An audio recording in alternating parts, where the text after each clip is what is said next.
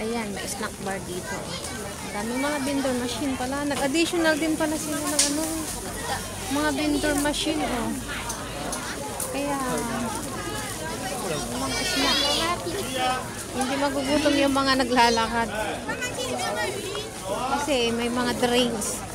Dati-dati, walang ganito sa inyo na to. Tagal ko hindi nagpunta rito siguro mga pag-ibig. Since pandemic yata, hindi ako nagpunta rito.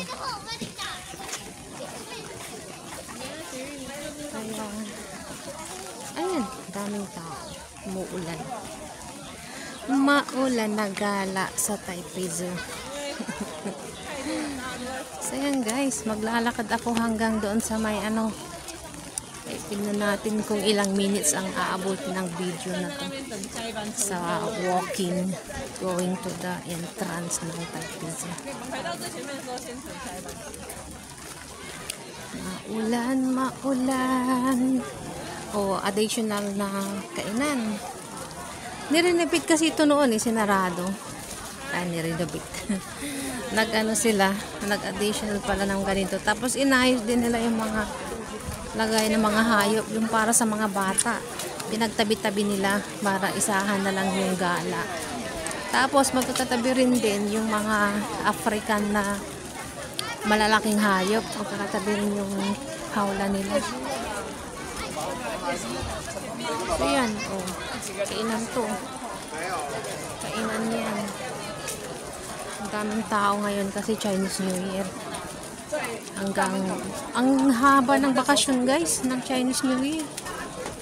Ang haba. Uy, ito yung nakakain din to, oh.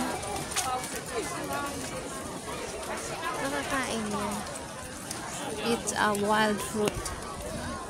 But I don't know what is that fruit name.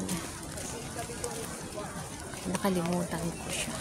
Kasi tabi lang yan sa mga wild fruit Uy, zebras!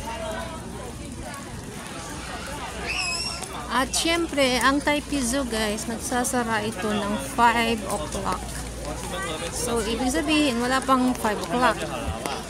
Kasi nag-a-announce din naman sila, may mga nakalagay sa area na ano, speaker. At pag malapit na yung 5 o'clock, sabihin naman nila na 5 o'clock na, kailangan na lumabas, magsasara na yung Taipei Zoo. So, ayan. Kailang minutes na ba tayo? Papalabas na ako. Ay, maraming vendor machine din doon, oh. Sa area na yun. Let's go, let's go. Maganda pumunta rito. Hindi mo nakita yung snake. At saka yung ano, rhino. Rhino at hippo. Parang magkahawig sila Magkahawig ng itsura.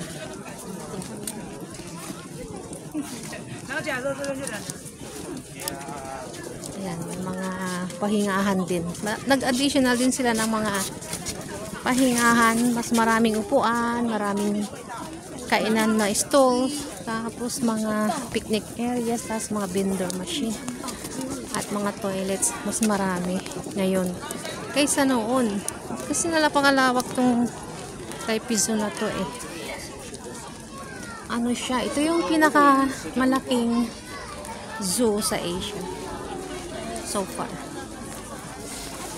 Ito ang pinakamalawak. So ayan, nakita ko na rin yung camera. Ayan o. Tapos na ako nag-video dyan. So, papauwi na tayo. Papalabas na pala ako. Going to ano na, sa may entrance area. Ayun.